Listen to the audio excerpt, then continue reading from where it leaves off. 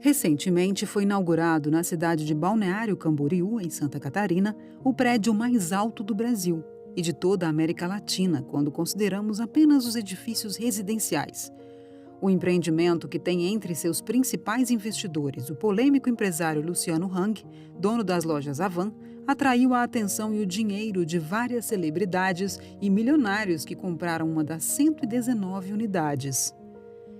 Mesmo que você não conheça Balneário Camboriú e o prédio que acabei de mencionar, é possível que na sua cidade ou bem próximo tenha algum exemplo de prédio onde grandes empresas possuem suas sedes ou que moram as pessoas mais ricas da região. Isso é igual em praticamente qualquer parte do mundo. E os edifícios mais altos representam poder, status social e exclusividade. Essas três características eram exatamente o que deveria representar um prédio de 173 metros, inaugurado em 1975 na cidade de Joanesburgo, na África do Sul. Entretanto, pouco mais de uma década depois de ser inaugurado, o prédio trocou o título de o edifício residencial mais alto do continente pelo de favela mais alta do mundo. Seria como imaginar que o prédio recém-inaugurado em Santa Catarina, dentro de alguns anos, estivesse completamente dominado por traficantes, prostitutas e moradores de rua, e com uma pilha de lixo acumulada da altura de 14 andares. Pode parecer impossível, mas foi o que aconteceu com o edifício sul-africano. Mas quais foram as circunstâncias que levaram à construção e ao posterior abandono desse prédio? Como o edifício mais luxuoso e cobiçado do país se converteu em uma favela vertical? E como será que o prédio se encontra hoje, quase 50 anos depois da sua inauguração? Se você quer saber as respostas, preste atenção nesse vídeo, porque até o final vamos ampliar o nosso conhecimento global sobre a África do Sul e o edifício Ponte City. O racismo e a segregação racial na África do Sul são antigos.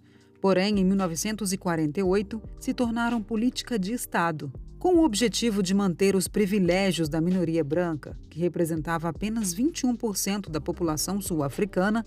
Direitos fundamentais como o voto foram retirados dos negros, eliminando qualquer representação política e pavimentando o caminho para um dos piores regimes que a humanidade já viu. Durante o período que durou até 1994 e ficou conhecido como Apartheid, os negros eram proibidos de frequentarem as mesmas escolas, praias, bares e vários outros locais determinados pelo governo como exclusivos para brancos. Nem mesmo a circulação era livre, e nas zonas residenciais dos brancos só podiam transitar os negros que trabalhassem na área. Hillbrow, um bairro central de Joanesburgo, era uma dessas áreas exclusivas para brancos. Nele morava grande parte da elite do país e muitos estrangeiros que trabalhavam na África do Sul. Provavelmente, essas características ajudaram a região a ser escolhida para a construção do maior prédio residencial do continente. Um projeto marcante e que refletia tudo o que acontecia no país naquele momento. Com 54 andares e 173 metros de altura, o Ponte City se destaca no horizonte da cidade tanto pela altura como pelo formato. Para aproveitar melhor o terreno e atender às leis locais sobre ventilação e iluminação de moradias, a equipe de arquitetos optou por projetar um prédio cilíndrico, com um grande vazio no centro, formando uma espécie de poço gigante.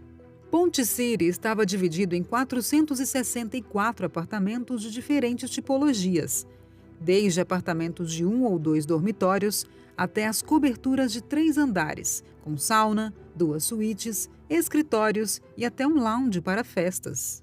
No térreo, um shopping chamado Núcleos contava com as mais variadas lojas e serviços de alto padrão.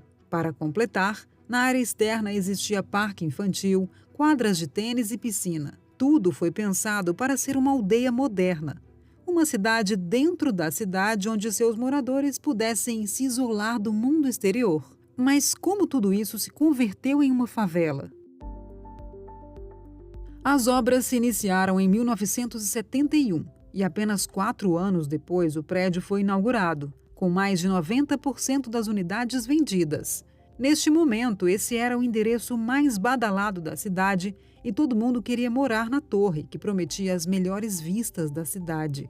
Mesmo que o prédio tenha sido projetado para ser uma ilha em plena cidade, onde os moradores pudessem passar a maior parte do tempo dentro dos muros, não estava imune aos acontecimentos do entorno. Lembra que eu falei que Hillbrow era o bairro onde viviam muitos estrangeiros? Pois é, os estrangeiros eram mais tolerantes à presença de negros do que a população branca local, o que favoreceu o aumento da população negra em Hillbrow. Quando o governo percebeu a mudança, algumas medidas foram tomadas e selaram o destino do bairro. Hillbrow foi considerado pelas autoridades como área cinza, e os recursos públicos destinados a esse bairro foram reduzidos. A falta de recursos afetou os serviços básicos, como segurança e coleta de lixo. Essas medidas provocaram uma grande mudança na região e aceleraram um processo que já estava em curso em outras partes do mundo. Na década de 70, grandes cidades como Nova York estavam enfrentando o fenômeno da perda de população.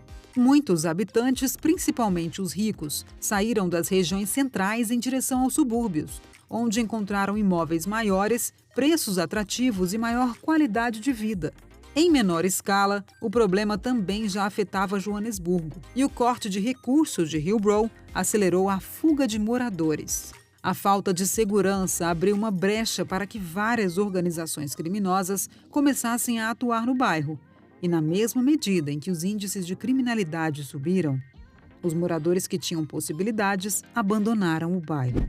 Pouco a pouco, o perfil dos cerca de 3.500 moradores que ocupavam a torre mudou completamente. Com os preços de aluguel mais baratos devido à desvalorização, os apartamentos passaram a ser alugados por pessoas de classes sociais mais baixas e a manutenção do prédio começou a ser negligenciada, levando a uma situação de caos que jamais foi imaginada.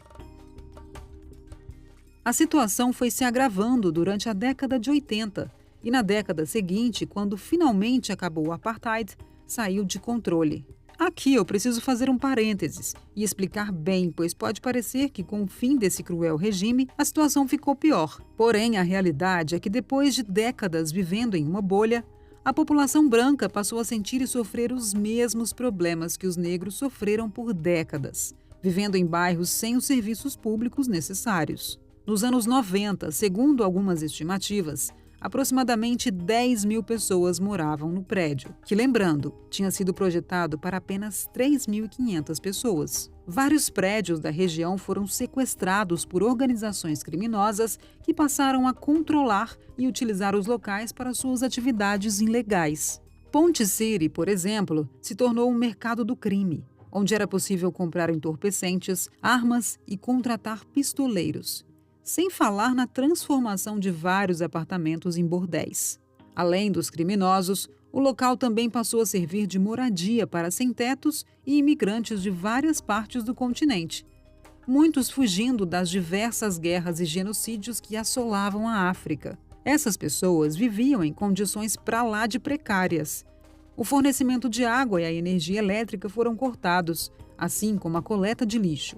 Os moradores passaram então a jogar o lixo diretamente pelas janelas que dão acesso ao poço interior. A altura da pilha de lixo acumulado chegou até o 14º andar, ao ponto de moradores das plantas mais baixas terem que subir alguns andares para jogar o lixo no monte. Nesse momento, o prédio representava um grande problema para as autoridades. Dominado por gangues, nem mesmo a polícia se atrevia a entrar. No final da década, foi estudada a possibilidade de converter o prédio em uma prisão de segurança máxima. Porém, a ideia não foi para frente, e na virada do milênio, a história começou a mudar. O prédio foi adquirido em 1995 pelo Kempston Group, uma empresa da área de logística e transportes que iniciou uma reforma por volta do ano 2000. Para expulsar os criminosos que dominavam o prédio, foi contratada a Red Ant, uma polêmica empresa de segurança privada sul-africana. O nome da empresa em português significa formigas vermelhas. E olhando essas imagens, você vai entender o porquê. Independente do método empregado, os Red Ants conseguiram expulsar os bandidos e os trabalhos de limpeza começaram. Foram mais de 2 anos para retirar o lixo e mais alguns até concluir a reforma no ano de 2007. Neste ano, mais uma vez, a história do prédio que renascia representava a realidade da África do Sul, pois o país vivia a expectativa de sediar a Copa do Mundo e era uma das economias emergentes que mais cresciam. O bom momento serviu para que 97% dos apartamentos fossem alugados. Entretanto, o perfil dos novos moradores era bem diferente dos primeiros ocupantes, sendo a maioria dos inquilinos trabalhadores negros de pouco poder aquisitivo. Mas essa história não acaba aqui. O prédio ainda passou por outra reviravolta. A euforia com o bom momento do país, a melhora dos índices de criminalidade da região e a proximidade com Ellis Park Stadium, que seria uma das sedes da Copa, colocou Ponte City na mira de 2 investidores. David Selman e Nawr Adin Ayoub compraram o prédio, desalojaram todos os inquilinos e iniciaram uma reforma completa. Segundo eles, o prédio passaria a ter outra configuração, com apartamentos menores e mais luxuosos para atrair uma nova classe média. O shopping, no térreo, seria reaberto.